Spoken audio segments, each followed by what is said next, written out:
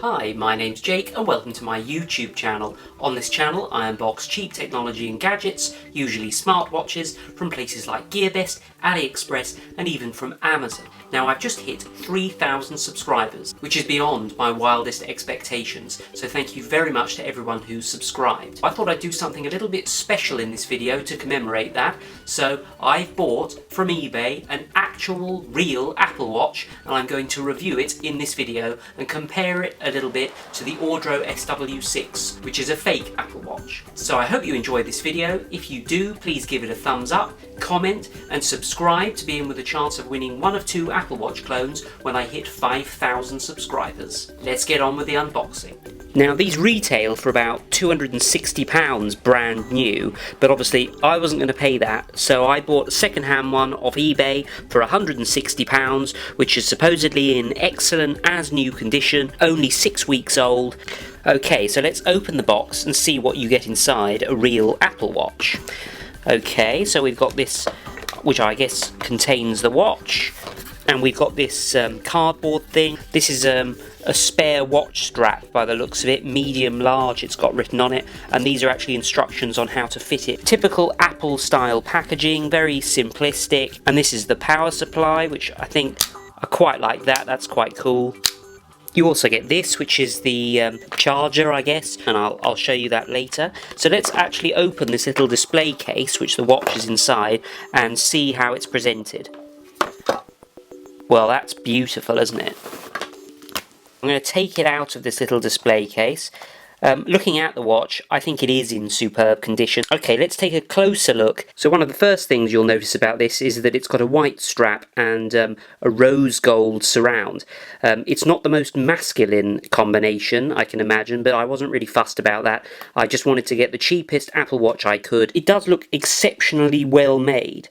It's got this beautiful rose gold brushed surround. We've got the digital crown here, which I think this is going to be the first watch I've ever reviewed where the digital crown actually does something. This, which is a button on the side rather than the usual charging port that we have. I've just turned it on by the looks of it. Nothing on the other side, maybe a speaker and a microphone. It does look remarkably similar to a lot of the clones that I reviewed in the past. On the back of the watch you can see that we've got the heart rate monitor. Now one thing you'll notice as well is it's taking ages to turn on. The Apple Watch is something that you're supposed to just basically leave on all day, charge it when you need to, but I don't think you're really meant to turn it off and on. Well, let's look at these, the fake SW6 and the real Apple Watch side by side. Obviously this is a little tiny bit bigger. This is a 42mm one, this is a 38mm one. Now people are still getting really angry on my channel saying that they're not Apple Watch clones, what are you talking about? These are people just trying to make a living. Well, I mean, look at it. Of course it is a bloody Apple Watch clone. I'm sorry to swear in a very English way, but this is a bloody Apple Watch clone. And if you look at the back of the Apple Watch clone, it's even got this thing which is made to look like the heart rate monitor. It's completely non-functional, but I mean, look at it. The straps are absolutely identical. They feel pretty well the same. The Apple Watch one feels smoother, so I guess that's an indication that the Apple Watch one is made of a better quality silicone or rubber or whatever it is. Now, I haven't actually been able to remove the strap on a lot of the Apple Watch clones, but on these you just press this button here and the strap just slides out like that. So pretty cool mechanism actually. Apple charge quite a lot for these straps I believe, but I think there's an emerging market of sort of cheaper copies. But I guess the argument is if you've spent £260 on an Apple Watch, then you don't want to be putting a $4.99 Chinese fake strap on it, do you? They're about the same thickness, to be honest. As I said, on the back, this has got a fake heart rate monitor. The fake one, this particular fake one, doesn't have a digital crown. A lot of these fake ones do, but always, in actual fact, the digital crown is non-functional. It just functions as a button. In terms of the quality of the surround, this Apple Watch clone is made of plastic, and if you tap it, it feels like plastic. The Apple Watch feels more solid. It's made of actual metal.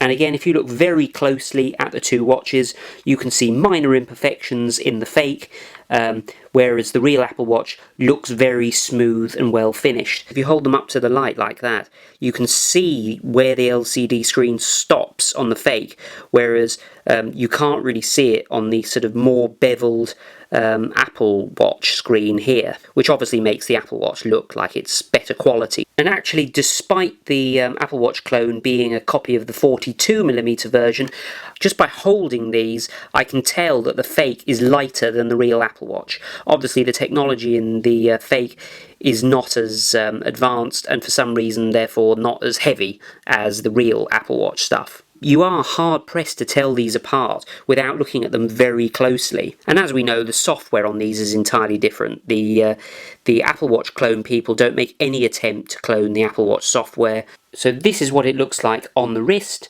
It's comfortable, you can see it looks quite chunky, but yeah, I mean, it looks alright. And certainly I've noticed that when other people wear Apple Watches, it's instantly recognisable. And we can also see one of the features of the watch here, which we have seen on the K88H smartwatch, which is that if the watch is turned away from you and then you turn it to yourself, it shows you the time.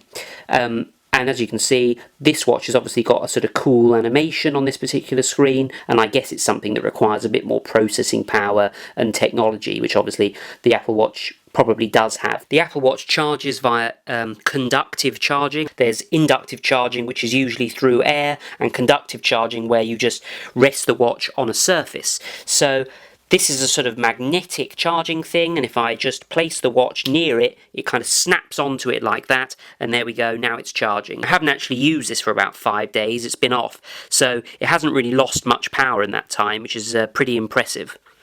Now, as I said, I bought this watch second-hand, and I actually came across a huge problem. So this sort of gives me a chance to demonstrate the cool pairing process, but also the huge problem I had. We click Start Pairing.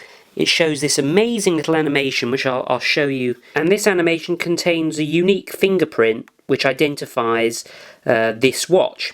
So then, by holding the camera up to it, okay, it has done it. It's now identified that watch. Now, when I got to this point, when I first received this watch, it asked me to sign in with somebody else's email and password, and that's because the activation lock was enabled on this watch. Now, I spent 4 days contacting the seller and getting them to remove the activation lock on this before I could even sign in and do anything on the watch at all. Apple takes 3 working days, or up to 3 working days, to actually remove the lock. So it's extremely important, if you buy one of these watches second-hand, to email the seller, ask them whether the activation lock has been removed, and ideally get them to give you the serial number of the watch so that you can check it on the activation lock checker on the Apple website, which will tell you whether or not it's been unlocked. So you get a watch app which is pre-installed on all iPhones, and in this you can control the settings on your Apple Watch. So you can see it's got Jacob's Apple Watch up here, and it's actually got a picture of the exact Apple Watch that I've got. And from this app we can change, for example, the app layout, so we can change how these icons are arranged, which is pretty cool. We can change the notifications, so when you get a notification on your iPhone, you can choose which ones are pushed through to the watch. You can change this thing called glances. Basically, there's a menu on the Apple Watch where you can get a summary of each of these different things. And we've got this thing called complications. Basically, if an app has a complication, it means that, which is a really funny word, I think, then basically that means that it's got a little bit of summary information that you could add to a custom watch face. We also have the activity app, which is what records all the calorie counting and distance moved and activity information. I think it's time to have a look at some of the features on this watch. So let's turn it on. So this is one of the clock faces that you can choose from, and this one has the time. It tells us that it's on silent. You can tell by this little moon icon up here. It's got the date, calendar information, the temperature, and the time of sunset.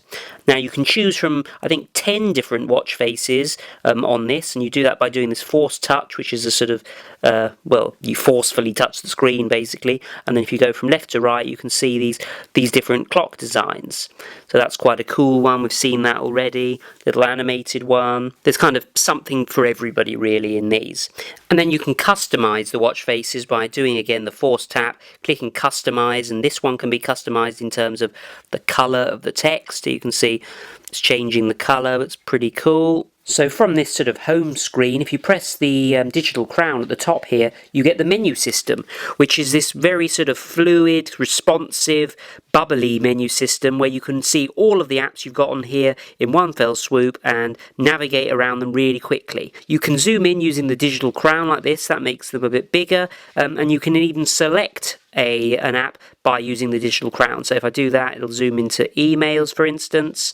This is an improvement on the menu system of the Apple Watch clones, where you just basically get pages of 4 apps at a time. So this is quite quick. Okay, you really need the watch to be paired to your iPhone permanently to get the most out of this watch. So we've got the camera feature here. It's now connecting to the camera on my phone. Maybe you can see that if I just sort of do this. There's also a calendar, and it's telling me it's my birthday on Monday, which I knew already. We can actually use Apple Maps on here, so I've just clicked my location, and there we go, it's going to load the map and show us where we are. We can use this as a remote control for a Mac or Apple TV. Standard sort of stopwatch function. We can obviously play music through the iPhone, but control it from the watch. Stocks and shares. There's a whole host of fitness stuff. The activity monitor sort of is split up into how much movement you've done, and it measures that by the looks of it in calories, how much exercise you've done, and how much standing you've done. And then you can kind of set yourself goals, and I think the watch tries to encourage you to do more exercise and more active things. I've got a friend that's got an Apple Watch, and they really use this feature because you kind of want to reach the goals that the watch sets you. It's quite funny. Now you can obviously make phone calls from the watch. You can send text messages from this watch. I'm going to cover this personal information on here, but basically you can send sort of pre-defined templates like this, because obviously there isn't actually a keyboard on this. You can't edit or use a keyboard to type messages on this, which is probably a good thing. You might as well use your phone, but you can use Siri. I'm testing my watch. And then I can send it or whatever. And I'm just going to send myself a text message from my phone. So you can see I've received a text message from myself. We've got this little, I think it's like a tap notification that's meant to feel like somebody just doing that to you. It's just basically a little kind of sharp vibration, really. And yeah, we can reply or dismiss it. So by swiping down from the top, we can see notifications. From swiping up from the bottom, we can obviously set airplane mode, silent mode, or do not disturb, I should say, and silent mode, and also locate my iPhone, which will make my iPhone ring like that. And these are the glances things I was talking about. They're basically just sort of summaries of, like, for example, your calendar, battery life, or whatever you want to display on here. One of the key things that sets this apart from the Apple Watch clones is that you can actually install apps on these watches. I've got some apps on my iPhone which have now appeared on the watch. So, for example, we've got Instagram on here. So you can see, like, Caroline Flack. I follow her on Instagram, so she's on there. And obviously Twitter, eBay. So I mean, I don't think you're going to be playing any games on here particularly, but certainly things like eBay, it's quite useful to know whether or not you've got any bids on your items, isn't it? So I think that's pretty cool, really. One of the weirdest features on this watch is this thing called time travel. So again, using the digital crown here, you can rotate it forwards and it goes forwards through time, or you can rotate it backwards. And maybe if you're the sort of person that keeps a calendar and is interested in what the weather was like an hour ago, then maybe that's useful for you. And by holding in the digital crown at the top, we can access Siri. Siri, what is the weather today? Now this Apple Watch has obviously got a heart rate monitor, and you can see the lights on the back here, which are what shines into your veins. Okay, so you can see it, my heart's beating at 74 beats a minute, which is pretty good. So in conclusion, is this watch worth the money? Well, sort of. If you've got an iPhone, then obviously this is brilliant. If you haven't got an iPhone, you're screwed, because this only works with iPhones.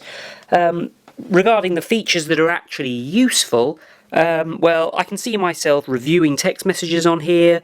I can see myself checking the weather, asking Siri a question, using the calendar. But then things like eBay and Instagram, am I going to do that on the watch rather than my phone? Probably not, but it's exceptionally well made, typical Apple quality. I like the customizable watch faces, I think that's really cool. Makes a change from just the kind of between sort of 2 and 6 presets that you get on the Apple Watch clones. I suppose a lot of the sort of general criticism that's aimed at smartwatches applies to this, you know. Does a watch need to tell you the weather, or really should it just tell you the time? Thanks for watching this video. I hope you've enjoyed it. If you did, please remember to like, comment and subscribe, and I'll see you next time for another unboxing and review.